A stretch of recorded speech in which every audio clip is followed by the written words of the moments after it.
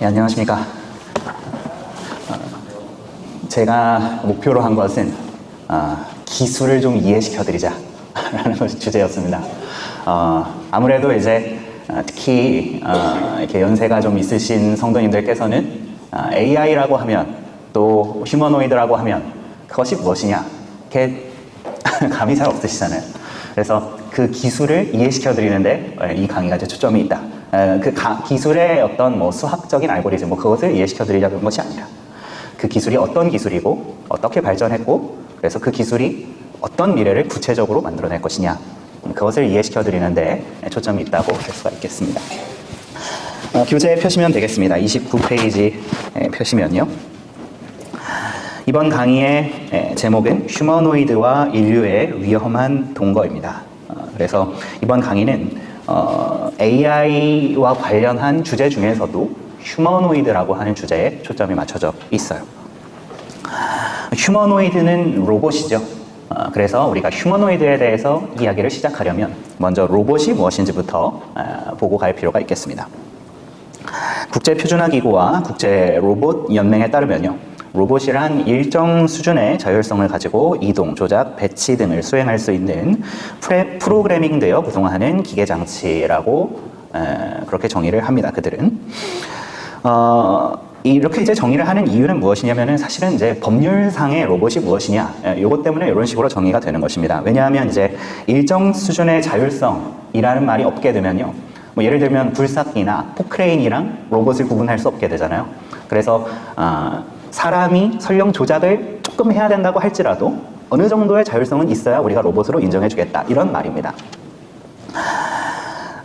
그렇지만 이제 우리가 봐서 아시겠지만요.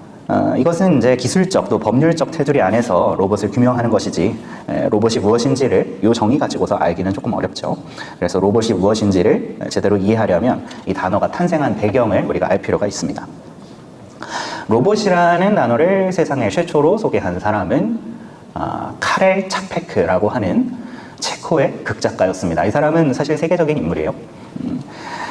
제2차 산업혁명의 열매로 대량 생산 체계가 본격화되던 시기 1920년에 RUR, 로숨의 만능 로봇이라고 하는 극을 하나 써내게 됩니다. 카렐 차페크가. 잘 아시겠지만요. 1920년대라고 하면 헨리 포드에 의해서 컨베이어 벨트가 돌아가고 자동차가 대량 생산되고 이런 체제가 갖춰지던 시대입니다. 제1차 산업혁명은 훨씬 전에 있었죠. 그러나 그때와는 달리 지금은 정말로 대량 생산 체계가 갖춰진 상황이다. 이렇게 이해하시면 되겠습니다. 그래서 그런 현실을 보면서 차페크가 상상력을 발휘한 거죠. 어떤 상상력을 발휘했느냐. 언젠가는 공장에서 자동차만 찍어 나오는 게 아니라 인간의 노동력 자체를 대신할 수 있는 무엇인가가 찍어져서 나올 수 있지 않을까? 라고 상상한 겁니다. 그리고 그 존재들의 이름을 로봇이라고 지은 거예요. 사실은 이건 이제 차페크의 형이 좀 제안했다고 합니다. 그래서 이제 차페크가 자기 희곡에 써서 넣은 거죠. 슬라브어로 강제 노동을 뜻하는 로보타에서 착안한 단어인 로봇을 그 존재들의 이름으로 부여한 것이었어요. 사실은 탈무드에도요, 로봇 이야기가 나옵니다. 여러분 아마 들어보셨을 것이에요. 골렘. 골렘. 그것이 탈무드에 나오는 이야기입니다. 그리고 일리아스. 기원전 7세기에 기록됐다고 우리가 생각하죠. 일리아스에도 헤파이스토스라는 대장장이의 신에 의해서 황금 하녀가 만들어지고 그 황금 하녀가 주인을 섬겼다. 이런 얘기가 나옵니다. 그러니까 인간이 아닌 어떤 존재가 제작되어서 노동력을 제공한다는 개념은 과거에도 있었어요. 그런데 카렐 차페크의 상상력이 기념비적이었던 이유는 무엇이냐? 바로 그 노동력을 제공하는 존재가 대량 생산되어서 우리들의 주변에 늘 있게 된다는 거죠. 하나 있는 게 아니라 프랑켄슈타인은 사실 박사 이름이죠. 그 괴물 이름이 아니라 프랑켄슈타인, 그 전에도 있었잖아요. 카렐 차페크로부터 약 100년 전에도 이미 그런 상상력은 많이 있었단 말이에요. 그런데 그리고 심지어 이때는 어떤 것도 있었냐면요. 1700년대 정도부터는요. 자동 인형이라는 것이 생산이 됩니다. 자동 인형이 뭐냐면 이제 오른쪽 아래에 보시듯이 인간이랑 흡사하게 생겼는데 기계예요. 이 안에 그 톱니바퀴들이 맞물려서 돌아가는 겁니다. 그러면 뭐 태엽을 감는다거나 뭐 버튼을 누른다거나 하면 이 로봇이 아니죠. 이 자동 인형이 춤도 추고 노래도 하고 뭐 그렇게 이제 하는 것입니다. 귀족들의 장난감 같은 거였죠. 그런 것이 있었기 때문에 어떤 존재가 인간처럼 행동한다거나 인간에게 필요한 노동력을 제공한다. 그런 개념은 과거로부터 다 있었습니다. 그런데 아까도 말씀드렸지만 차페크가 특별했던 것은 그것이 대량 생산된다는 거죠. 하나 있는 게 아니라 고가의 사치품이 아니라 대량 생산된다는 겁니다. 또 하나 생산재라는 거예요. 소비재가 아니라는 겁니다. 우리가 사 입는 옷, 우리가 사 먹는 음식 이런 것은 소비재죠. 그러나 차페크가 상상한 것은요, 생산재로서의 로봇이에요. 이 로봇들이 공장에서 일을 한다는 겁니다. 사람을 대신해서. 그래서 재화를 만들어낸다는 거죠. 이것이 특별했던 것이에요. 다음 페이지 이제 보시면요. 차페크 이후로는요, 그 1번, 2번 동그라미 돼 있죠. 소비재가 아닌 생산재로서 인간 노동을 대체한다는 점, 그리고 대량 생산이 가능하다는 점, 이 두 가지를 거의 항상 전제로 해서 사람들이 로봇에 대해서 이야기하기 시작했습니다. 그래서 우리는 이 특징이 바로 로봇을 로봇답게 한다. 우리가 이해하는 로봇이라는 것은 이 두 가지를 전제로 한다. 이렇게 생각할 수가 있겠습니다. 그러한 로봇이 실제로 문학작품 속이 아니라 실제로 세상에 나와서 유의미한 노동력을 제공하기 시작한 시점은 언제냐? 1961년이었습니다. 미국의 제너럴 모터스, GM이죠. 가 상용 산업용 로봇 유니메이트를 도입한 것이었어요. 실제로 유니메이트의 영상입니다. 굉장히 정교해요. 1960년대의 것이라고는 상상하기 어려울 정도로 움직이는 거 보십시오. 저 그 구멍에 정확하게 딱 꽂는 거예요. 저런 로봇 팔이었습니다. 저것이 1961년에 GM사에 도입이 돼가지고요. 처음에는 무거운 물건을 옮기는 거, 들어 올리는 거, 이런 것을 이제 했는데, 나중에는 저것이 용접 작업까지 이제 수행하게 되면서 생산량을 2배 늘려버립니다. 엄청난 거죠. 차를 2배 만들 수 있는 거예요. 원래 5,000대 만들다가 10,000대 만들게 된 겁니다. 당연하게도 여러 기업들에서 또 여러 분야에서 앞다투어서 도입했겠죠. 그래서 로봇 산업이 엄청나게 빠르게 발전하기 시작했습니다. 당연하게도 이러한 변화가 생산하는 직종에만 머물지는 않았죠. 서비스업에도 이 로봇의 도입이 시작이 되게 됩니다. 그것은 1980년대의 일이었어요. 1980년대 후반. 1980년대 후반에 헬프미라고 하는 의료용 로봇, 옮겨주는 로봇이었습니다. 요즘에도 있죠. 요즘에도 병원 같은 데 가면 그 환자들의 식판을 받아가지고 그것을 옮겨주는 로봇, 그런 게 있는 병원들이 있습니다. 그런 로봇이 1981년부터 도입되기 시작했습니다. 그러니까 산업 현장뿐만 아니라 서비스업에까지 이 로봇들이 1980년대 이후로 도입되게 된 것이죠. 의료 로봇, 물류 로봇, 또 소통하는 소셜 로봇, 안내 로봇, 청소 로봇, 군사 로봇, 또 자율주행 로봇, 이런 로봇들이 계속해서 생산되게 된 것이었습니다. 그래서 지금은 저는 사실은 이제 한 번도 보지 못했는데 이미 배달 로봇 같은 것이 돌아다니고 있다고 하죠. 저는 뭐 본 적은 없습니다. 뭐 이렇게 뉴스로만 접했는데요. 미국 같은 곳에서는 배달 로봇이 일상화된 곳도 있다고 해요. 워낙 인건비가 비싸니까 그렇겠죠. 그렇게 서비스업에까지 저변을 로봇이 확대하다 보니 생긴 문제가 있었습니다. 그것이 어떤 문제냐? 바로 로봇이라는 게 이동성, 또 범용성에 한계가 있다는 것이었어요. 무슨 말씀이냐면요. 한 10년 전쯤 영상이라서 영상 퀄리티가 조금 이렇게 낮은 점은 양해를 구하겠습니다. 이렇게 삼성전자 서비스 센터에서 공식적으로 올린 영상인데 보시면 로봇 청소기가 문턱을 못 넘죠. 물론 10년 전 기술입니다. 어쨌거나 로봇 청소기가 있는데 그것이 저 인간으로서는 아무것도 아닌 문턱조차 넘지 못한다는 문제가 있었던 거예요. 요즘에는 해결됐을 수 있겠지만 여전히 로봇 청소기가 계단을 올라간다거나 또 로봇 청소기가 문을, 잠겨있는 문을 연다거나 이런 것은 불가능하죠. 닫혀있는 문을 연다거나 이런 것은 불가능합니다. 그러니까 로봇을 쓰려고 보니까 이것을 자유롭게 왔다 갔다 하기가 어렵다라는 점이 걸렸던 거예요. 서비스 현장에 투입하고 싶은데 사람으로서는 아무것도 아니었던 그 문제가 로봇에게는 문제가 되더라는 거죠. 아까 보셨던 유니메이트 같은 거 엄청나게 유용한 로봇입니다. 그러나 그것을 떼서 옮기려고 하면 엄청난 노동력이 드는 거죠. 인간은 그냥 걸어서 가라고 하면 되는데 로봇은 그것을 분해해서 해체 조립해야 되는 그 새로운 노동력이 또 드는 거죠. 그래서 그런 일을 경험하다 보니 로봇 공학자들이 생각한 것이 무엇이었느냐? 인간처럼 만든 로봇을 만들어야겠다. 우리가 생활하는 모든 공간은요, 모더니즘 시대에 르코르비제라는 사람이 제안한 모듈러 시스템에 의해서 설계가 되어 있습니다. 무슨 말이냐? 일반적으로 우리가 사는 아파트의 천장까지의 높이는, 바닥에서 천장까지의 높이는 2.3m입니다. 그게 왜 2.3m냐? 키 큰 사람, 한 180cm 정도 되는 사람이 자기 머리 위로 이렇게 기지개 켰을 때 천장이 닿으면 안 되잖아요. 그러면 보통 이제 손을 이렇게 쫙 뻗으면 이 팔꿈치부터 손끝까지 되죠. 한 큐빗이죠. 한 큐빗이 약 46cm 정도 되니까 180 더하기 46cm 하니까 2.3m 정도여야 천장이 괜찮은 천장이다. 너무 또 이제 공간이 많이 남으면 아파트를 지을 때 팔기 힘들죠. 층이 하나 줄어들 거 아니겠어요. 그러니까 최소한의 높이를 하고 싶은데 그러면 그게 얼마냐? 2.3m인 거죠. 문폭. 사람이 어깨 너비가 있지 않습니까? 사람은 근데 이렇게 일자로 걷지 않죠. 약간씩 흔들리면서 걷잖아요. 그렇기 때문에 문폭은 보통 90cm 정도를 줍니다. 90cm보다 넓게 돼 있어요. 뭐 정말 협소한 문이 아니고서는. 그런 식으로 정해지게 되는 거예요. 사람에 맞춰서 우리가 사는 공간은 모두 다 정해져 있는 겁니다. 우리가 사는 인프라. 근데 그것을 로봇을 도입한다고 해서 고칠 수는 없잖아요. 인프라를 고칠 수는 없죠. 그리고 인간이 불편해지지 않습니까? 그럼 어떻게 하냐? 로봇을 인간처럼 만들어야 된다는 겁니다. 그런 결론을 자연스럽게 내리게 됐다는 거예요.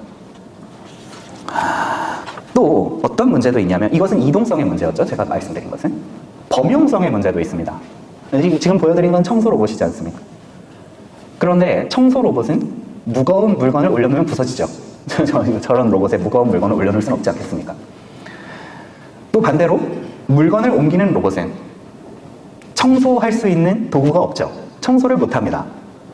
그러니까 서비스 현장에서 고용하기에는, 로봇을 고용하기에는 문제가 있는 거예요. 옷가게에서 점원 한 명을 고용하면 그 점원에게 청소도 시킬 수 있고 또 이따가 뭐 거래처에서 누가 오면 잘 응대해라 이런 이야기도 할 수 있고 또 심부름도 시킬 수 있고요. 옷가게, 수선집에 이것 좀 맡겨라 이런 것도 할 수 있잖아요. 그런데 어떤 로봇을 도입하게 되면 하나의 역할밖에 할 수 없는 거죠. 안내하는 로봇은 안내만 하고 청소하는 로봇은 청소만 하고 물건을 옮기는 로봇은 물건만 옮깁니다. 그러면 곤란하죠. 로봇을 너무 많이 사야 되잖아요. 그렇기 때문에 사람들이 어떤 생각을 하게 되느냐, 인간과 닮아서 인간처럼 인간이 쓰는 빗자루를 똑같이 잡을 수 있고 인간처럼 옷을 잡아서 옮길 수 있고 인간처럼 사람을 상대할 수 있는 로봇을 만들어야겠다. 그런 생각에 이르게 된 것이었습니다. 이동성과 범용성이죠. 그래서 인간처럼 생겼고 인간처럼 움직이는 로봇, 즉 휴머노이드에 대한 필요성이 대두되게 된 것이었습니다. 32페이지 이제 오시면요. 실제로 그래서 휴머노이드가 출현하게 되죠. 사실은 최초의 휴머노이드 연구는 이런 필요성에 의해서 대두된 것은 아니었고요. 최초의 휴머노이드 연구는 어제 강의 시간에 보셨듯이 트랜스휴먼, 그 연구 때문에 있었던 것입니다. 최초의 휴머노이드 연구는 예를 들면 사람에게 의수를 달아주려면 먼저 기계적으로 연구해봐야 될 거 아니겠어요? 기계적으로 그것이 가동되는지. 그런 식으로 해서 휴머노이드 연구가 시작된 것이었습니다. 여기 이제 사진으로 제시되어 있는 와봇 1. 그 이름도 참 이렇게 쉽게 짓죠. 와세다 대학교에서 만들어서 와봇입니다. 그래서 그 와세다 대학교에서 1973년에 와봇 1이라는 휴머노이드를 최초로 선보였어요. 그리고 그 이후로부터 5에서 10년을 주기로 해서 휴머노이드들이 특히 일본을 중심으로 해서 만들어지기 시작했죠. 우리가 기억하는 혁신적이었던 휴머노이드가 있었습니다. 이름하여 아시모죠. 아시모. 기억나십니까? 아시모. 2000년대에 나온 로봇이었습니다. 휴머노이드 로봇인데요. 기술의 혼다 아니겠습니까? 거기서 만들어낸 거죠. 보셨겠지만 사람이 조작합니다. 인공지능이 아니에요. 사람이 조작하는 거예요. 근데 사람이 조작했음에도 불구하고, 사람이 직접 조작함에도 불구하고 동작이 어색하죠. 걷는 것도 사람처럼 걷지 못합니다. 사람이 일일이 컨트롤해 줘야 되는데도 불구하고 사람처럼 행동하는 게 어려웠던 거죠. 그러니까 휴머노이드의 발전은, 이것은 당대 센세이션이었습니다. 지금 아시모 기억하시는 분들은 아시겠지만, 아시모가 나왔을 때요, 사람들이 입을 쩍 벌리고 봤습니다. 어떻게 저렇게 유연한 움직임이 가능한가?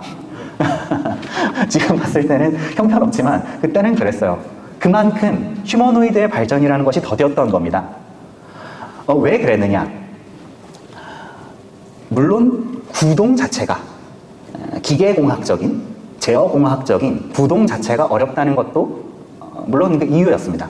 그런데 그것은요, 사실은 돈을 쏟아부으면 해결이 됩니다. 돈이 투자가 안 되니까 해결이 안 됐던 거죠. 그럼 진짜 문제는 뭐냐? 아까도 보셨겠지만 인간이 조작해야 된다는 겁니다. 인간이 일일이 팔을 들어 올려라. 근데 팔을 들어 올려라도 사실 어렵죠. 팔을 들어 올리려면 여기에 수많은 기어가 있을 건 아니겠습니까? 그 기어가 어떻게 움직여야 된다. 이것이 다 일일이 프로그래밍 돼 있어야 사람이 그 버튼을 누를 수 있는 거예요. 그게 어려웠던 겁니다. 그러니까 로봇에게 인간처럼 움직이도록 하는 두뇌를 부여하는 것이 극도로 어려웠던 거예요. 해결이 안 됐습니다. 이 문제는 뭐 돈을 쏟아붓는다고 해도 방법이 없어 보였어요. 그런데 그 문제를 해결할 실마리를 제공한 것이 무엇이었느냐? 어제 보셨듯이 알파고였습니다. 알파고. 물론 알파고 이전에, 사실 2006년에 이미 딥러닝의 개념은 제시가 됐어요. 그런데 그 딥러닝의 개념을 대중화시킨 게 바로 알파고였죠. 딥마인드, 구글에 인수됐죠. 딥마인드라는 회사에서 만든 알파고라는 인공지능이었습니다. 알파고의 아버지, 그 딥마인드의 수장이죠. 하사비스라고 하는 사람이 직접 딥러닝이라는 것이 무엇이냐라는 것을 소개하는 영상입니다. 이때 소개된 딥러닝 기술이 휴머노이드를 이렇게 하면 발전시킬 수 있겠구나 라는 아이디어를 얻는데 큰 도움이 됐던 거예요. 먼저 한번 보겠습니다. 네, 다음 단계는 무엇이었을까요? 바둑 인공지능을 개발하자는 것이었죠. 바둑이라는 게임이 엄청나게 어려운 게임이니까 우리가 바둑을 정복해보자. 그렇게 해서 탄생한 것이 바로 알파고였습니다. 이 딥러닝이라는 기술은요, 보셔서 아시겠지만 과거처럼 인간이 일일이 로봇에게, AI에게 무엇인가를 가르쳐주지 않았습니다. 기계에게. 과거에는요, 요런 조건이 있으면 요렇게 행동해야 돼. 자, 네가 만약에 저 벽돌 깨기라는 게임을 예로 든다면요. 자, 아래에 있는 건 막대기고 너는 이 막대기를 왼쪽과 오른쪽으로 움직일 수 있어. 공이 내려오면 그 공을 받기 위해서 그 공이 있는 쪽으로, 왼쪽이든 오른쪽이든 그 공이 네 왼쪽에 있는지 오른쪽에 있는지 판단해서 왼쪽에 있으면 왼쪽으로, 오른쪽에 있으면 오른쪽으로 움직여야 돼. 이런 식으로 명령을 내려야 되는 겁니다. 그러니까 엄청나게 긴 명령이 필요했겠죠. 그 AI가 제대로, 저 단순한 게임이라면 뭐 그래도 할만한데요. 그렇지 않다면 엄청나게 긴 명령이 필요했을 겁니다. 만약에 로봇이라면 더 그렇겠죠. 여기에 있는 수많은 기어를 어떻게 움직여야 되는지, 예를 들어 여기 있는 컵 하나를 이렇게 잡아서 들어 올리는 것도요. 인간은 쉽죠. 그런데 여기 있는 컵으로 손이 가게 하려면 이 손이 자연스럽게 움직이기 위해서 여기 있는 기어들이 다 움직여야겠죠. 그리고 여기 팔에 있는 기어들도 움직여야 될 겁니다. 이것을 일일이 타이밍에 맞춰서 명령을 내려야 되는 거예요. 엄청나게 어렵죠. 그리고 제가 여기 있을 수도 있고 로봇이 여기 있을 수도 있고 여기 있을 수도 있죠. 다 다르겠죠. 엄청나게 어려운 겁니다. 이것은 거의 불가능한 거예요. 컵도 모양이 손잡이가 있을 수도 있고 손잡이가 없을 수도 있고 무거운 컵도 있고 미끄러운 컵도 있고 엄청나게 다양한 상황이 있습니다. 이것을 일일이 미리 코딩해 놓는다는 것은 불가능해요. 기존의 머신러닝 기술로도 불가능합니다. 딥러닝이라는 것은 머신러닝, 기계가 학습하는 방식의 일부예요.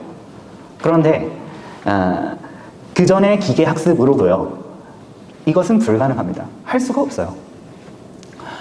그런데 딥러닝이라는 기술이 나오면서 이것이 가능하게 된 것이었습니다. 딥러닝이라는 기술, 어제도 들으셨겠지만 잠깐 복습하는 차원에서, 그리고 기술적인 이해를 돕는 차원에서 제가 설명을 또 드리면요. 과거에는요, 기계가 학습을 할 때 그 층이 많지 않았습니다. 그 층 위가. 그런데 심층신경망이라는 것을 만들었어요, 사람들이. 그리고 은닉층이라고 하는, 그러니까 눈에 보이는 층이 아니라, 눈에 보이는 층은 2개 정도밖에 없죠.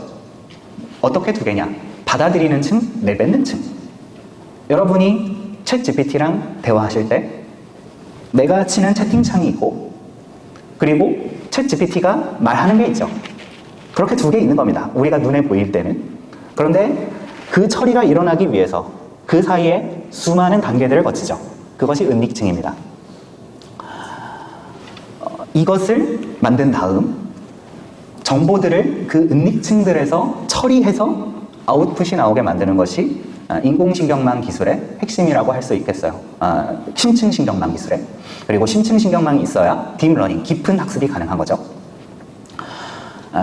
과거에도 심층신경망이라는 개념은 있었습니다. 여러 단계를 거쳐서 처리하게 되면 컴퓨터가 똑똑한 판단을 할 수 있지 않을까? 이런 생각은 다들 했던 거죠. 그런데 문제가 있었습니다. 어떤 문제가 있냐? 이 심층신경망을 거치는 동안 컴퓨터가 데이터를 처리해야 되잖아요.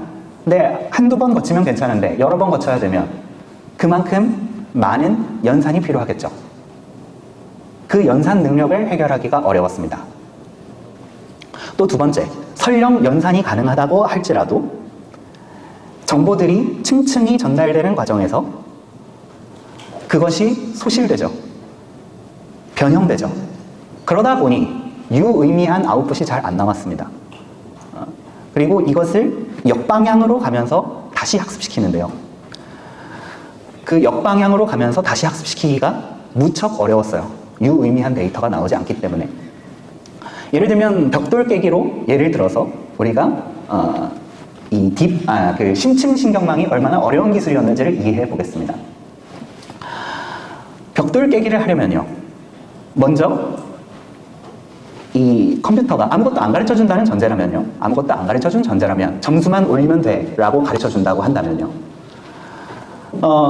컴퓨터가 거기 있는 여러 가지 정보들을 보고서 내가 움직일 수 있는 게 도대체 뭐지? 그것을 파악해야겠죠. 저기 있는 벽돌은 내가 움직일 수 있는 게 아니잖아요. 아래에 있는 바만 움직일 수 있죠. 그럼 내가 움직일 수 있는 게 뭐지라는 걸 파악하려면 거기 있는 시각 정보들을 다 분석해보고, 이건 움직일 수 있는 거고 이건 움직일 수 없는 건가 보다, 이런 것들을 파악해내야 됩니다. 그리고 어떻게 하면 내가 죽지 않을 수 있지?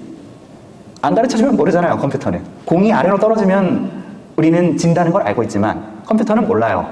그러면 그것도 파악을 해내야겠죠. 공이라는 것이 이 아래로 내려가면 내가 지는 거구나. 이것을 파악해야겠죠. 그것을 여러 단계에 걸쳐서 하는 겁니다. 아래 단계에서는 작은 부분들, 요소들을 파악하는 거예요. 우리 사람들도 그렇죠. 사람도 어떤 존재를 이해할 때 그 대상의 요소를 보죠. 고양이는 털이 있고 눈이 이렇게 생겼고 코는 이렇게 생겼고 꼬리는 이렇게 말리는구나. 그리고 그 정보들을 종합해서 알고 봤더니 고양이가 아니라 고양이 인형일 수도 있잖아요. 그 정보들을 종합해서 보니 이것은 고양이 같은 꼬리가 있지만 눈이 깜빡이지 않는 걸 보니까 고양이 인형이구나, 이런 식으로 판단하게 되잖아요. 그러니까 정보들을 종합해서.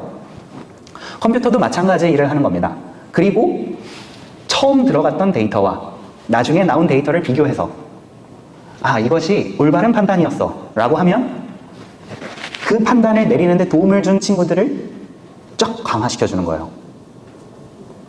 그쪽으로 더 판단하도록 해. 앞으로 이건 잘한 거니까. 반대로 그 판단이 나오는데 반대되는 정보를 줬던 친구들도 있겠죠. 그런 친구들은 마이너스를 주는 겁니다. 이거는 앞으로 반영 덜 하도록 해. 이런 식으로 해서 학습하게 되는 거예요. 엄청나게 어려운 기술입니다. 이것을 기술적으로 여러 사람들의 노력을 통해서, 사실은 이것을 이제 알고리즘으로 설명하려면 엄청나게 어렵습니다. 이게 제가 이 정도 설명드리는 것이 여러분을 재우지 않는 선에서 설명드릴 수 있는 한계인 것 같아요. 어쨌거나 이런 기술을 기술적으로 구현해낸 거죠. 여기에서 이 쓰인 기술 중에 대단했던 것이 무엇이냐? 바로 강화학습이었습니다. 강화학습. 강화학습이라는 것은 알파고 개발진들이 딥러닝에 덧붙여서 추가해서 한 것이었는데요. 이 강화학습이라는 것이 무엇이냐면요. 아까도 제가 말씀드렸듯이 인풋과 아웃풋을 비교해서 아웃풋이 훌륭했다면 점수를 주고 훌륭하지 않았다면 점수를 깎는 방식으로 강화시키는 거예요. 인간으로 따지자면 문제를 풀게 해서 잘하면 사탕 주고 못하면 때리는 거죠. 그래서 컴퓨터가 잘하는 쪽으로 더더욱 강화되도록 만드는 기술이었습니다. 이 강화학습이라는 것을 하기 전에는요, 알파고는 심층신경망을 썼습니다. 그런데 강화학습이라는 것을 하기 전에는 인간 고수 정도 실력밖에 안 됐어요. 그동안 있었던 바둑 AI보다 조금 낫다. 이 정도 수준이었습니다. 인간들의 기본을 보고 사람들이 바둑 둔 걸 보고 이렇게 두면 이기는구나. 이런 걸 학습한 상태에서는 이 알파고는 그저 그랬던 거예요. 그런데 강화학습이라는 것을 도입하면서 알파고가 엄청나게 기량이 올라가게 되죠. 강화학습을 어떻게 했냐? 알파고는 자기랑 자기가 뒀습니다. 자기랑 자기가 바둑을 두면서 여기에 뒀더니 이것이 승리로 많이 연결되더라. 여기에 뒀더니 이것이 패배로 많이 연결되더라. 이것을 배운 겁니다. 그리고 놀라운 일이 일어났는데 어떤 놀라운 일이었느냐? 인간들 사이에서는, 바둑 고수들 사이에서는 거기 두면 안 돼. 이렇게 이야기하던 수였는데 알파고가 내가 수십만 판 둬보니까 그 자리에 둬도 이길 수 있더라. 그것을 발견하기 시작한 겁니다. 그래서 인간보다 더 뛰어난 수를 찾아냈던 거죠. 그렇게 이세돌 구단이 완패했던 겁니다. 이세돌 구단은 국수 아닙니까? 국수. 다른 운동 경기로 치면 국가대표죠.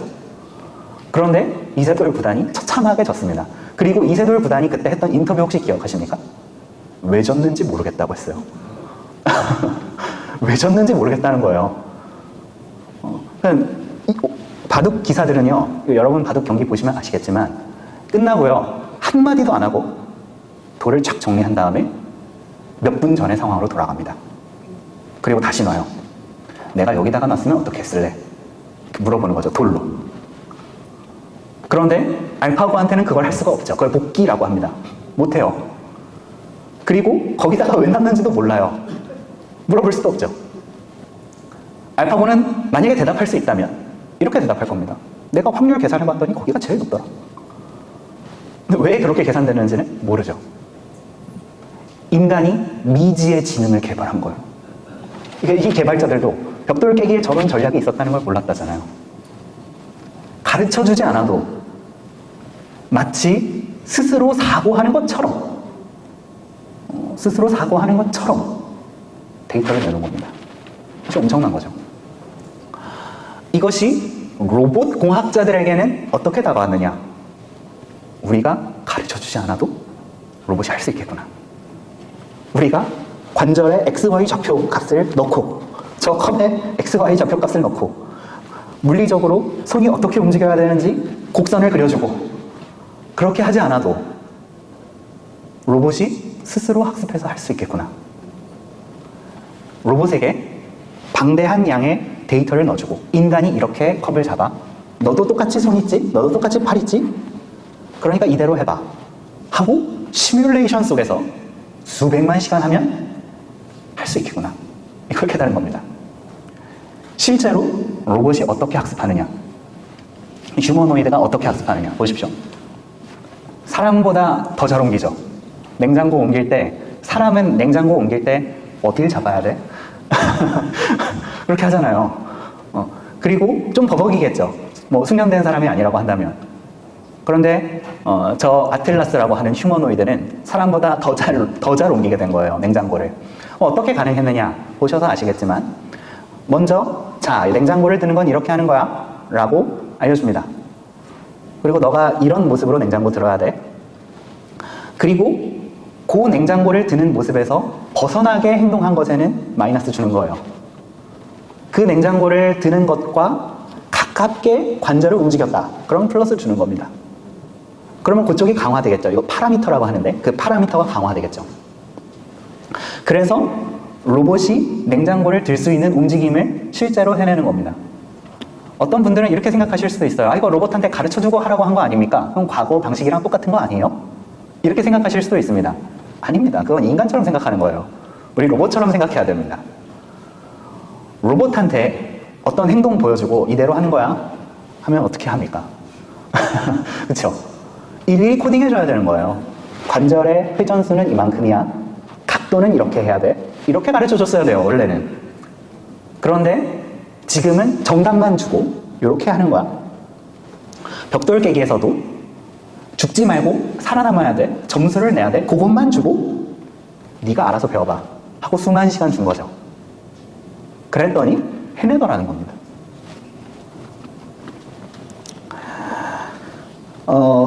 네.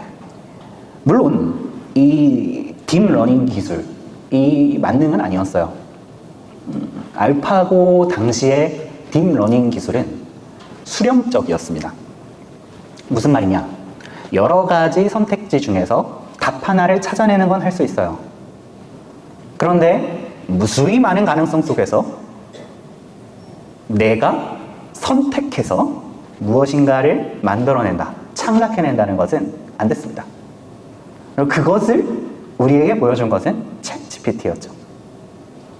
이것을 생성형 AI라고 합니다. 똑같이 딥러닝 기술로 학습했는데 아웃풋 단계에서, 결론을 내는 단계에서 우리가 말을 할 때는 단어를 고르는 것도 무수히 많은 선택지가 있고, 문장을 어디서 끝낼 것이냐, 몇 문장을 말할 것이냐에도 무수히 많은 선택지가 있죠.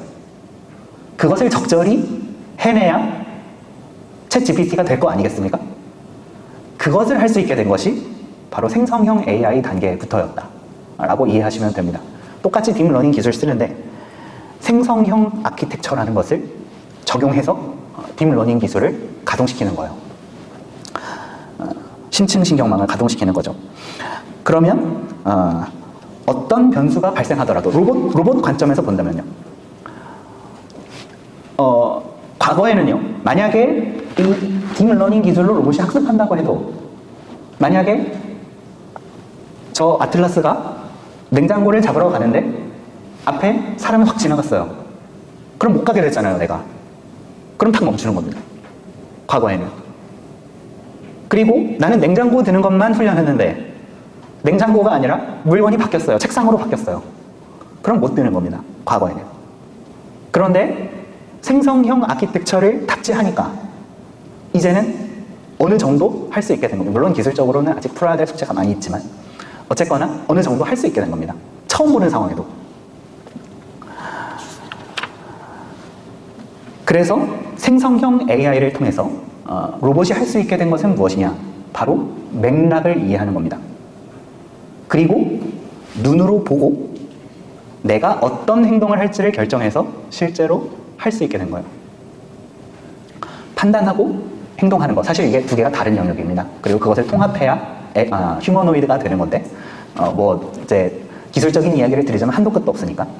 어쨌거나 이 생성형 AI가 나오고 나서 이 휴머노이드가 비로소 저런 유연한 동작을, 그리고 상황에 맞게 행동할 수 있는 것을, 그 능력을 탑재하게 됐다, 그렇게 생각하시면 됩니다.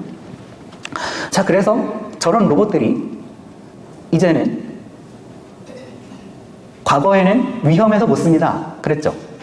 근데 지금은요, 로봇을 밀치고 넘어뜨리고 해도 다시 일어나서 일해요. 그럼 이제 할 수 있잖아요. 그러면 그 로봇들이 실제로 쏟아져 나와서 산업 현장, 또 서비스업 현장으로 들어가겠죠. 34페이지 보시면요, 인간 노동을 대체하는 피지컬 AI 시대의 주역 휴머노이드, 이렇게 이름을 달았습니다. 생성형 AI, 챗GPT, 제미나이 같은 생성형 AI가 정보 검색, 자료 및 이미지 생성, 이런 데서 혁명적인 변화를 가져왔다. 우리 모두가 다 동의합니다. 사실은 이 강의를 만들면서 정보 검색한 거 거의 다 제미나이한테 물어봤어요. 저도 이제 저는 이제 출처를 이제 다 밑에 밝혀서 적었는데, 이 수많은 출처를 들어가서 직접 확인한 건 저지만 자료를 찾아온 건 제미나이죠. 그리고 이 강의의 맨 앞에 있었던 표지를 만든 거, 그것도 제미나이입니다. 저는 명령만 내린 거죠. 그런 생성형 AI가 그렇게 엄청난 변화를 가져온, 엄청난 생산성의 증가를 가져온 생성형 AI가 이제는 화면을 뚫고 나온다는 겁니다. 몸이 있잖아요. 휴머노이드라는 몸을 입고 실제로 물리적인 세계로 나온다는 겁니다. 이것을 피지컬 AI라고 합니다. 피지컬 AI. 물리적인 AI죠. 물론 휴머노이드만 피지컬 AI인 건 아니에요. 자율주행 자동차도 피지컬 AI입니다. 또 뭐 자기가 판단해서 배달 가는 자율주행 배달 로봇, 이것도 뭐 피지컬 AI라고 할 수 있어요. 그런데 휴머노이드는 피지컬 AI의 판세를 완전히 바꿔놓을 겁니다. 왜 그러냐? 아까 우리가 봤던 이동성과 범용성이 다르죠. 사실 휴머노이드 나오면요, 자율주행 자동차 필요 없어요. 휴머노이드가 운전하면 자율주행 아닙니까? 그렇죠. 휴머노이드가 나오면, 만약에 휴머노이드가 정말로 완성도 있는 기술로 양산된다면 다른 로봇은 다 필요 없습니다. 휴머노이드만 있으면 되죠. 휴머노이드만 있으면 다 할 수 있는 거예요. 그 휴머노이드가 밥도 만들고 빨래도 하고 운전도 하고 맹인이 있으면 길 안내도 하고 다 할 수 있는 거죠. 사람이 할 수 있으면 휴머노이드도 할 수 있으니까요. 골드만삭스의 글로벌 투자연구소에 따르면요, 2035년이 되면 휴머노이드의 연간 출하량은 기본적인 시나리오에서 140만 대, 최대로 낙관적인 시나리오에서는 1160만 대에 이를 것이라고 이야기를 합니다. 4년이면 대한민국 인구수만큼 나오는 거예요, 휴머노이드가. 그리고 생산 속도는 더 빨라지겠죠, 미래로 갈수록. 전 세계의 노동자가 얼마나 되는지 아십니까? 30억입니다. 그 30억 명이 받는 임금을 대체할 수 있는 거예요. 이것은 그렇게 여태까지 나왔던 어떤 산업과도 비교가 안 됩니다. 지금 뭐 반도체 잘 나간다고 하지만 비교가 안 되는 거예요. 30억의 노동시장을 대체할 수 있는 겁니다. 이거 뭐 안 하고 싶겠습니까? 기업 입장에서는. 그래서 전문가들은요, 이 휴머노이드가 양산되게 되면 일자리의 붕괴를 가져올 것이다 라고 전망하는 겁니다. 그런데요, 우리가 이제 어제서부터 계속해서 일자리 붕괴를 얘기하고 있지만, 사실 몇 년 전만 해도 이런 얘기하면 무식한 놈아, 이런 평가를 들었습니다. 정말이에요. 왜 그러냐? 기술사를 공부해보면요, 기술의 발전은 단 한 번도 일자리를 감소시킨 적이 없어요. 자동차가 처음 나왔을 때 마부들은 일자리를 잃었죠. 물론 안타깝습니다. 그러나 자동차가 나옴으로 인해서 도로가 포장돼야 되고, 자동차를 수리해야 되고, 누군가는 중고차를 팔아야 되고, 심지어 자동차 보험도 만들어줘야 돼요. 신호등도 만들어야죠. 어마어마하게 많은 일자리가 생긴 겁니다. 어제 보셨지만 러다이트 운동, 방직기가 발명됐을 때 그 방직기를 때려 부수는 운동이었거든요. 직물을 만들던 직물공들이. 그런데 사실은, 물론 직물공들이 일자리 이런 건 안타깝죠. 사실은 그러나 옷감이 풍부해지면서 패션 산업이라는 것이 생겨난 거예요. 그전엔 무슨 패션 산업입니까? 그냥 주는 대로 입는 거죠. 구멍 나면 어떻게 합니까? 기워야죠. 지금 어떻게 하십니까? 기우십니까? 누가 그렇게 하죠? 버리죠. 광고해야죠. 또 섬유를 유연하게 해야죠. 섬유 유연제를 만들어야죠. 세탁세제도 만들어야죠. 엄청나게 많이 늘어난 겁니다, 산업이라는 것이. 세탁소도 생기죠. 그러면 세탁소만 생깁니까? 세탁기도 있어야죠. 어마어마하게 많은 일자리들이 만들어지는 거예요. 과거에는요, 기술의 발전은 단 한 번도 일자리를 감소시키지 않았습니다.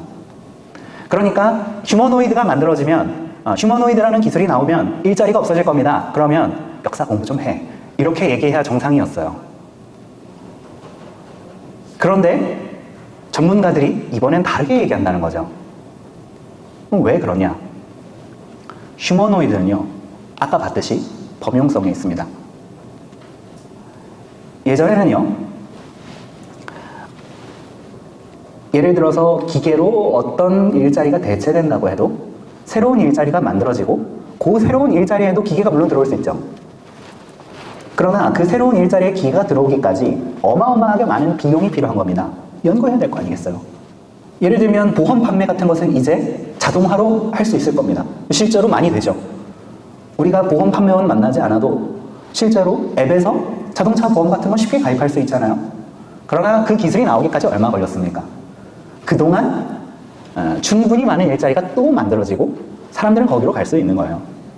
그런데 이제 휴머노이드는 그렇지 않죠. 자동차가 나왔을 때 그 자동차 자체는 그 마부의 역할을 대신했지만 자동차가 달리는 도로를 가는 것 역시 인간이 해야 되죠. 신호등도 인간이 만들어야 됩니다. 그러나 휴머노이드는 달라요. 휴머노이드는 신호등도 만들고 보험도 팔고 그렇죠? 휴머노이드는 자동차 운전도 할 수 있어요. 다 합니다. 그렇기 때문에 휴머노이드라는 기술은 일자리를 새로 생긴 일자리도 점령할 수 있는 거예요. 이게 무서운 겁니다. 그리고 또 하나, 휴머노이드의 최대의 장점.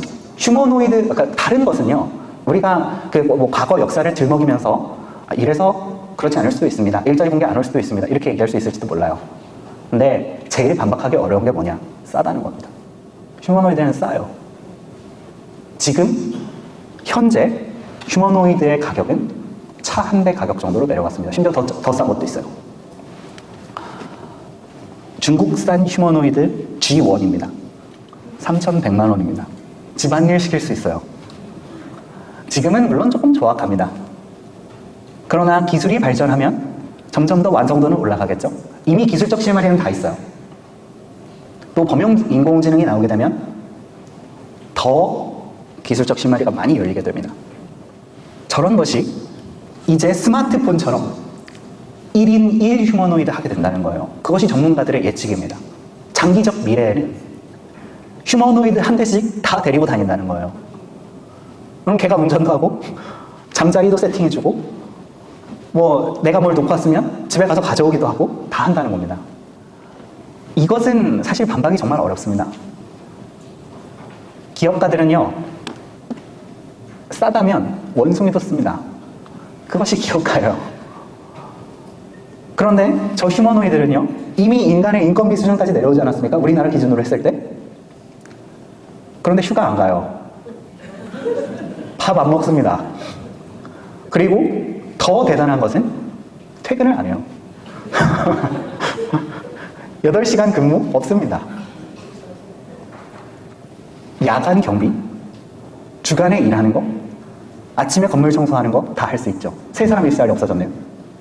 이렇게 되는 겁니다. 어떤 직무가 새로 만들어진다고 해도 그 직무는 휴머노이드한테 갈 수밖에 없는 거죠. 언젠간 최저시급보다 낮아질 거예요. 그러면 인간은 둘 중에 하나의 선택을 해야 됩니다. 일자리를 없애버릴 것인가, 아니면 최저시급을 낮출 것인가. 계속 내려가겠죠. 휴머노이드가 싸짐에 따라서 인간의 노동의 가치는 바닥에 떨어지는 겁니다. 그래서 그렇다면 어떤 세상이 도래한다는 거냐? 그것에 대해서 36페이지 보시면요, 일자리가 사라진 세상 있죠. 휴머노이드에 의해서 일자리가 사라진 세상, 그것을 상상하자면 어떤 사람들은 이제 절대적 빈곤, 이것을 이제 많이들 생각하실 거예요. 일자리가 없어진다, 그럼 나는 거지 되는 거냐, 이렇게 생각하실 수 있습니다. 그러나 전문가들은 그렇게 얘기 안 합니다. 전문가들이 하는 얘기를 들어보면요, 인건비가 이제 0이에요. 거의. 사람을 안 써도 되니까. 그런데 로봇은 24시간 일하잖아요. 그러니까 생산성은 폭발합니다. 그리고 더 엄청난 것은 뭐냐면요, 새로운 기술이 나왔을 때 지금은 직무 교육해야 되잖아요. 필요 없습니다. 휴머노이드는. 소프트웨어 다운받으면 바로 할 수 있는 거예요. 신기술이 나왔다. 내일이면 할 수 있습니다. 내일이 뭡니까? 오늘도 할 수 있어요. 그래서 생산성은 폭발하고요. 따라서 국가에서 무상에 가까운 수준으로 소비재들을 나눠줄 수 있을 것이다. 옷 만드는데 이제 뭐 돈 5원, 10원이면 된다는 거예요. 물가가 폭락한다는 겁니다. 그러면 기업들에서 걷어들이는 세수로 충분히 그 국민들 쓸 거 다 나눠줄 수 있다는 거예요. 즉 적절하게 부가 재분배되면 아무도 일하지 않아도 다 먹고 살 수 있다. 심지어 그냥 먹고 사는 게 아니라 풍요롭게 먹고 살 수 있다. 이것이 전문가들의 이야기입니다. 그 아래 샘 올트먼, 일론 머스크, 빌 게이츠 이런 사람들이 한 이야기들을 보시면 그 가운데 이제 가운데 있는 일론 머스크는 또 더 그런 식으로 이야기하죠. 로봇과 AI가 노동을 전면 대체하면 정부는 풍요로운 삶을 보장할 만큼 현금을 무조건 지급할 수 있다는 거예요. 그게 된다는 겁니다. 그렇다면 그런 세상은 어떤 세상이냐? 사회주의죠. 그것이 왜 사회주의냐? 노동으로 얻을 수 있는 소득이 사라진다. 그 말은요, 노동으로 이제 얻을 수 있는 소득이 없는 거예요. 일해서 아무도 못 얻는 겁니다. 일은 왜 하는 거냐? 일은 이제 취미밖에 안 되는 거예요. 그런 사람은 사람들이 내가 기존에 자본이 없다. 그러면 지금은 노동을 해서 자본을 쌓을 수 있잖아요. 내가 돈이 없다. 그럼 일해서 열심히 벌어서 은행에 넣으면 은행이 이자를 주죠. 그런데 그때는 그런 세상이 오면 이제 그렇게 못한다는 겁니다. 돈 벌 수 있는 수단이 없어요. 아버지가 자본을 나한테 물려주지 않으면, 우리 아버지가 돈이 없으면 나도 없는 겁니다. 계속 그래야 되는 거예요. 자본이 없다는 것은요, 생산 수단을 소유할 방법이 없다는 겁니다. 그러니까 휴머노이드가 대량 생산되면요, 누구도 중산층이 될 수 없어요. 0.0001% 자본가 계층이 있는 거고, 그들은 휴머노이드 수천 대 수만 대를 부리면서 휴머노이드한테 일시켜서 엄청나게 돈을 많이 벌 수 있겠죠. 그런데 그 자본가가 아닌 우리는요, 휴머노이드를 못 사거나 사더라도 내 일상을 보조하는 정도로밖에 못 쓰는 겁니다. 그리고 나는 돈을 벌 수 없어요. 그럼 어떻게 해야 되냐? 국가의 배급에 의존해야 되는 겁니다. 나라가 나한테 안 준다. 그럼 끝나는 거예요. 내 인생은. 이 생산수단의 사유화, 생산수단을 사유화할 수 없다. 이것이 사회주의의 정의입니다. 사회주의라는 것은 무엇입니까? 사전 찾아보면 생산수단을 개인이 소유할 수 없고 사회가 소유하도록 하는 것입니다. 거기에서 부가 공평하게 나눠지는 것까지 하면 공산주의죠. 생산수단의 사유화가 불가능하다는 것은요, 자유를 잃는다는 말과 동의어입니다. 왜냐하면 나라가 돈을 안 주면 나는 죽잖아요. 나라가 내 생명을 쥐고 있다는 겁니다. 실제로 성경에도 그런 사례가 나오는데요. 우리 성경 핵심 강연이니까. 요셉이 이집트의 총리로 있던 시절에 7년간의 기근이 들죠. 그때 사람들이 먹고 살기 힘드니까 처음에는 돈 가져왔다가 나중에는 가축 팔고 땅까지 팔아버리죠. 생산수단 팔아버린 거예요. 그럼 그 사람들이 어떻게 이야기하냐? 창세기 47장 18, 19절 인용되어 있죠. 우리가 나의 주께 숨기지 않으리이다. 우리의 돈도 다 썼고 우리의 가축들도 나의 주께서 가지셨으니 우리의 몸과 땅 외에는 내 주의 목전에 내놓을 것이 없나이다. 우리와 우리의 땅이 어찌 당신의 목전에서 죽으리이까? 우리와 우리의 땅을 사시고 양식을 주소서. 우리와 우리의 땅이 파라오에게 뭐가 된다고요? 종이 되는 거예요. 종이 되는 겁니다. 생산수단을 잃는다는 것은 자유를 잃는다는 의미입니다. 이사도 못 가요. 돈이 있어야 이사를 가죠. 새로운 삶의 터전을 개척하는 거 못합니다. 나라가 정해주는 대로 살아야 되는 거예요. 다음 문단 보시면요, 역사적으로 볼 때요, 중세 암흑 시대를 무너뜨린 핵심 능력원이 뭐였냐? 중산층이었습니다. 이것은 럭강 목사님 쓰신 신약교회사에도 나오는 얘기죠. 중세의 봉건제도 하에서 대부분의 사람들은 토지에 종속되어서 거주 이전의 자유, 직업 선택의 자유, 그런 거 없었습니다. 돈이 없는데 밖에 나가서 어떻게 살아요? 밖에는 산적들이 있는데요. 이사 못 갑니다. 거기에 매여서 사는 거예요. 그리고 중세 암흑시대의 최대 지주는 누구냐? 교회죠. 교회입니다. 대부분의 땅은 교회 소유예요. 교회에서 다 돈 걷어가는 겁니다. 영주 아니에요. 교회입니다. 그래서 대부분의 사람들은요, 농노들이었죠. 노예입니다. 자유가 없는 거예요. 그러나 십자군 전쟁이 일어나서 상업이 발달하죠. 동서 간에 왕래가 많아졌기 때문에. 그래서 상업이 발달하면서 중산층이 생겨납니다. 그리고 그 중산층들이 모여서 자유도시, 상업하기 좋은데 항구도시 같은 데들에 모여가지고 마을을 형성하죠. 그래서 만들어진 게 무엇입니까? 네덜란드죠. 자유도시들의 연합이었습니다. 네덜란드는 6개 도시들이 연합해서 만들어진 거죠. 그 네덜란드를 로마 가톨릭 국가였던 스페인이 집어삼키려고 했는데, 원래 스페인 땅이기도 했고요. 근데 이 사람들이 독립전쟁에서 이겨버렸죠. 80년 전쟁에서. 그래서 판세가 확 바뀐 겁니다. 거기는 자유가 있는 거예요. 나라에서 로마 가톨릭 믿어야 돼. 너는 이 성경만 봐야 돼. 유아세례를 안 줘? 그러면 너는 재산을 몰수당하거나 추방당하거나 사형당해야 돼. 그렇지 않은 겁니다. 종교개혁을 이끌었던 국가 중에 하나가 네덜란드죠. 그리고 재침례 교도들의 주 활동 무대도 네덜란드였습니다. 메노 시몬스. 그때는 이제 네덜란드라는 이름이 아니었지만 그 네덜란드 땅을 중심으로 해서 도망다녔죠. 도망다니면서 사역했죠. 또 여러분 잘 기억하시는 왈덴시안들 있죠. 왈덴시안. 가장 어두웠던 교회 시대, 4대 교회 시대에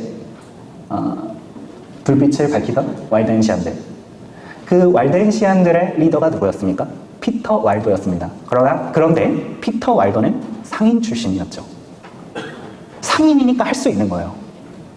돈이 있으니까 내가 믿는 신앙도 지킬 수 있는 겁니다.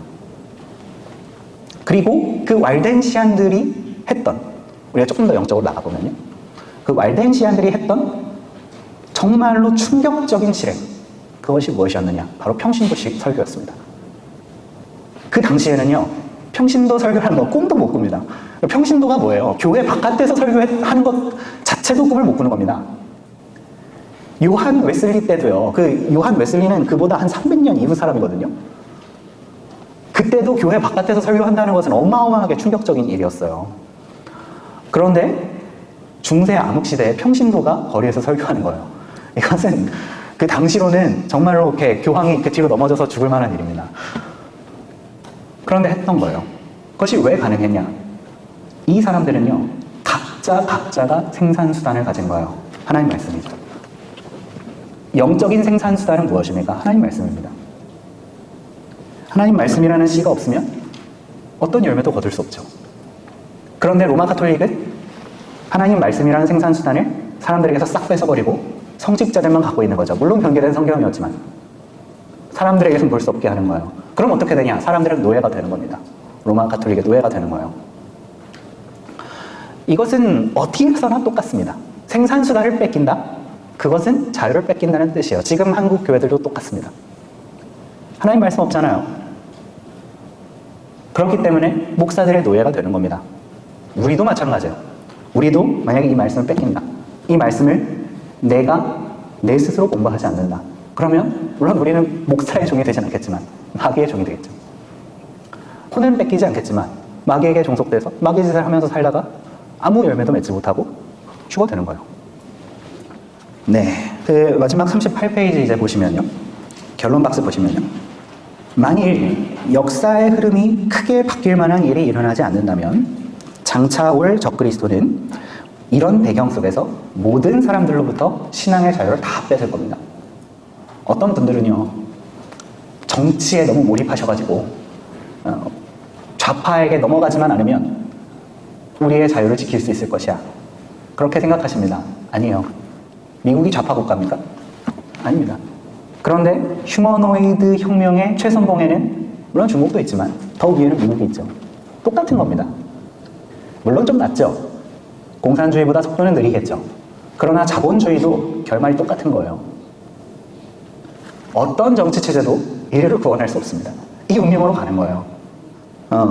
사람들에게 나라님이 재앙에서, 대환란 때 보고 있는 이 재앙에서 우리 국민들을 구원해 줄 거야, 그런 거짓된 희망을 심으면서 비판하면 죽이겠죠. 그러면서 통치할 것입니다.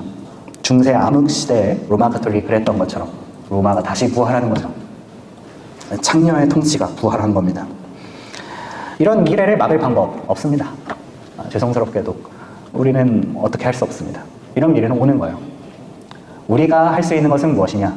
주님 빨리 오시라고 기도하는 겁니다. 지구를 떠나는 것이 유일한 방법입니다. 그리고 그럴 수 있도록 주님 늦게 오시지 않도록 우리가 기도해야겠습니다. 마치겠습니다. 다음 강의. 그리스도인은 한글 킹제임스 성경을